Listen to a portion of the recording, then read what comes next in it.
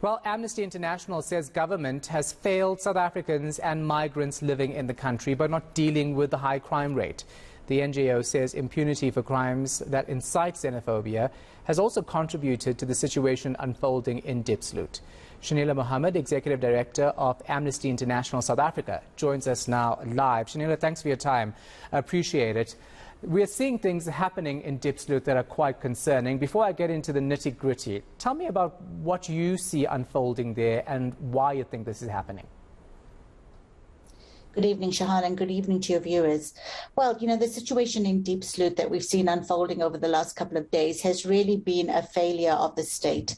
They have failed both South Africans as well as foreign migrants, refugees and asylum seekers in this country. And why do I say that? Well, the anger that you've seen brewing there is really because people are tired. They are tired of crime. They are tired of not having a quality life. They're tired of their rights being violated. They're tired of not having water, housing, etc. And with the refugees and asylum seekers, well, they are vulnerable. They're a vulnerable group whose rights have not been upheld. The reason they don't have documentation is because Home Affairs has failed them. Yeah, and earlier on today, and I'm going to ask the team to try and get the soundbite up, there was an interaction between somebody in Diepsloot and a police officer, where the police officer was asking this person to identify a certain body part in Xitsonga, and then determining whether or not they're local. I mean, this line of questioning is quite worrying in a democratic country, isn't it? There's a lot of things that are worrying, Shahan. I mean, first of all, the mere fact that vigilante groups and people, citizens or people, South Africans feel that they have the right to stop people and ask them to check their identities. They have the right to break into people's homes and in search of so-called illegal foreigners. This is all in violation of the law. They are breaking the law.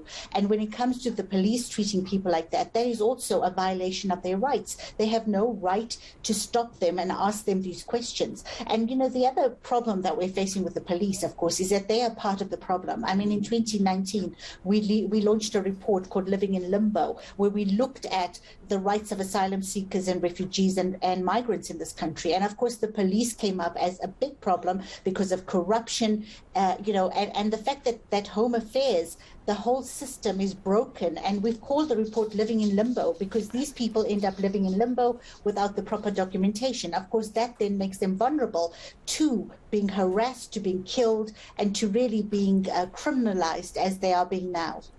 Yeah, and that's the worrying situation. So we have, of course, ministers going to the area to try to calm things down. That seems to have worked, right? And we also have more police reinforcement.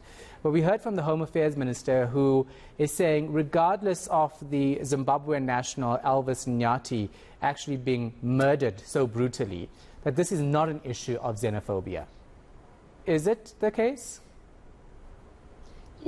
I just find it really unfortunate that our government officials will only respond when there is an outbreak of violence or when we have a situation, as we see in Diepsloot, where people die. And to be honest, whether a foreign national dies or whether a South African dies, every life lost is one life too many.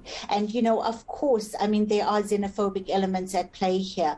I mean, we cannot deny that there are xenophobic elements, but I don't think it's only about xenophobia. I think it's bigger than that. I think we have criminal entities at play. I think that, the other thing that we mustn't ever forget is that we have politicians who are inciting xenophobia. So, when there's impunity, when somebody's any politician stands up and starts inciting xenophobia and no action is taken against them, well, then people feel that they can do this. And, we've never seen a prosecution for this, Shahan. So people get away with impunity, whether they are robbing spaza shops or whether they are killing foreign nationals. We are seeing impunity when it comes to xenophobic acts. We see arrests, but we never see prosecution. And I think that is what is also part of the problem, that there is a general lawlessness when it comes to issues of xenophobia, foreign nationals, and refugees and asylum seekers in this country.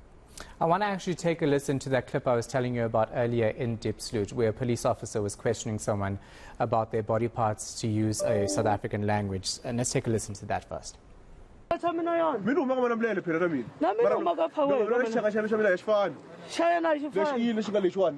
Xi ka yena loko a vula lexi. Ka n'wina yini? I xikokolo. U sa loko yini? I yini lexi? I xikokolo lexi. Wo kokela u lava swona. Wo kokela boti ni vuli zona mina. A mantsongo wa ye for ways. Mina mani kula ni nyikiwangi nchumu mina ti tshame na vanhu va mina. Vo ya tliliniki. Let us not delay. Let him come. It's fine. The benefit of doubt. It's absolutely shocking, right? So you have a couple of police officers, in case you didn't catch that, standing around two individuals, asking them, how do you say elbow in Xitsonga?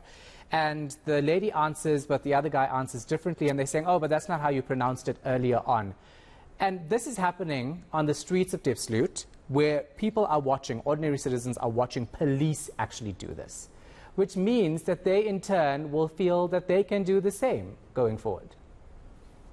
Exactly. And that's the lawlessness that I'm talking about. That is the lack of accountability that, police and politicians are getting away with. I mean, we have seen a continuous lack of accountability when it comes to these issues. And of course, then that gives free rein to people. And, the saddest thing is that this is a group of vulnerable people, Shahan. And one of the problems is that South Africa's asylum system is so broken that there's no differentiation between genuine asylum seekers, people who are genuinely fleeing conflict or danger in their countries, and economic migrants and illegal, people who have come into the country illegal. They are all lumped into one boat. And I think that is another problem because, under international law, if you come into the country and you are seeking asylum from a genuine conflict or danger situation, the government is supposed to immediately give you temporary papers. And those papers will protect you, will allow you to live and work in this country until your asylum application is processed. What we're finding, and as our report documented, that because the reception offices are closed, these people have nowhere to go. Some of them have to travel from Cape Town to Joburg to get papers renewed. They get a renewal for 1 month or 2 months or 3 months. People don't have the money to come up and down, to get these papers renewed. So actually, when I said earlier that the state is failing, and is really not fulfilling its obligations under international law when it comes to foreign migrants and refugees and asylums, but it's also failing South Africans in this country. And I think the fact that people are being allowed to act in vigilantism and attack vulnerable groups, and there's no accountability. Really South Africans need to think about the fact that we're heading into a lawlessness space where, anything will be okay so long as, you get away with it. What's the worrying thing, Shenilla? You and I would be talking right now, and there are South Africans who will get hold of this interview and say that we are anti-South African because we're more concerned about the protection of foreigners in the country than locals. What do you say to that argument?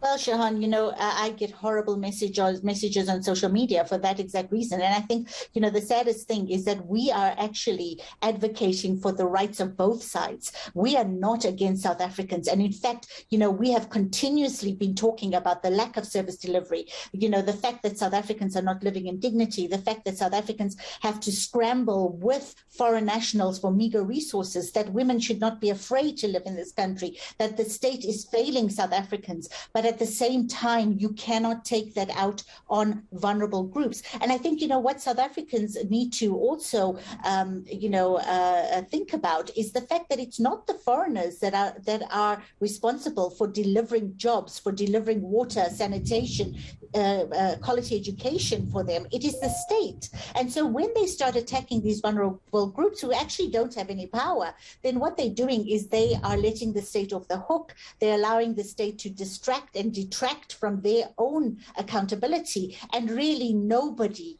gets the human rights that they deserve, not the foreigners and not the South African population. Last question. Is there any concern from the international community about how all of this is unfolding in South Africa? And I'm not just talking about Diepsloot, because we've had movements, Operation Dudula, that has an anti-foreigner sentiment, many would argue, and then the Patriotic Alliance, etc., and just the way they're handling foreigners in the country.